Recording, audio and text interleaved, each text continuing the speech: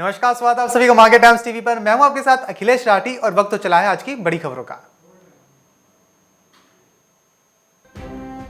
तो यूपी के कन्नौज में मक्का के बाद अब आलू की फसल पर सूड़ी का हमला हो चुका है।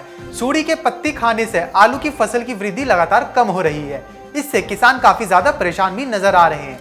फसल को बचाने के लिए किसान अब कीटनाशक दवाओं का छिड़काव कर रहे हैं।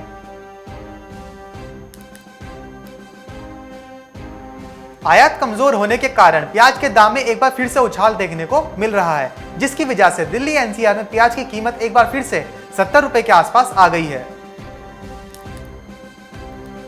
पश्चिम बंगाल में 200 से अधिक कोल्ड स्टोरेज हैं, लेकिन आलू रखने से पहले इनके लिए जगह जिस तरह से तैयार की जाती है, इस बार अम्फान के कारण वह जगह सही ढंग से तैयार नहीं की जा सकी है। जगह तैयार नहीं किए जाने के कारण इस बार लगभग 1.5 लाख मीट्रिक टन आलू नष्ट हो गया है। उत्तर प्रदेश के गाजीपुर जिले में भी अब कश्मीरी केसर के फूल उगेंगे। अब कुछ ठीक रहा तो बहुत जल्द किसान कश्मीरी केसर के फूल उगाकर जनपद में नया कीर्तिमान स्थापित करेंगे। किसानों का कहना है कि भारतीय अनुसंधान केंद्र के ट्रायल के बाद यहां की मिट्टी को केसर की खेती के लिए अनुकूल पाया गया है।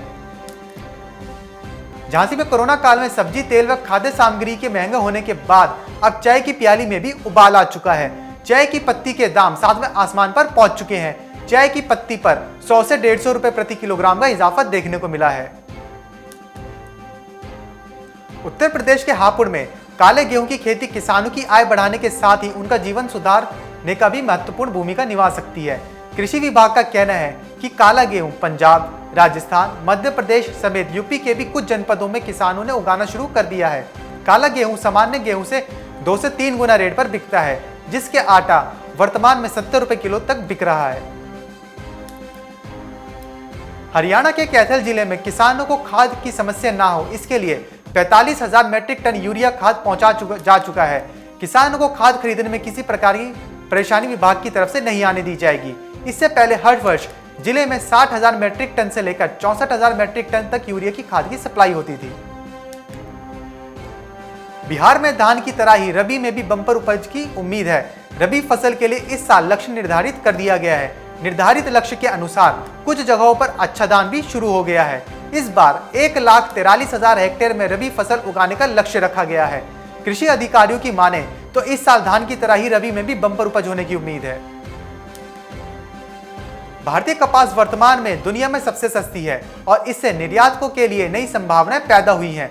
बांग्लादेश और चीन जैसे पारंपरिक बाजारों के अलावा व्यापारियों को निर्यात के लिए तुर्की, वियतनाम और इंडोनेशिया जैसे बाजारों पर भी नजर है। सोलन जिले में टमाटर का सीजन समाप्त हो गया है। इस बार पिछले वर्ष से अधिक कारोबार हुआ।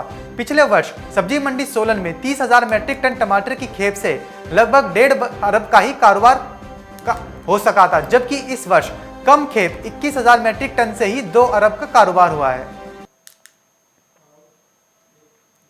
तो फिलहाल के लिए इस बुलेटिन में इतना ही, कहीं जाएगा नहीं, क्योंकि सब खबरों का सिलसिला यूं ही बना रहेगा मार्केट टाइम्स टीवी पर।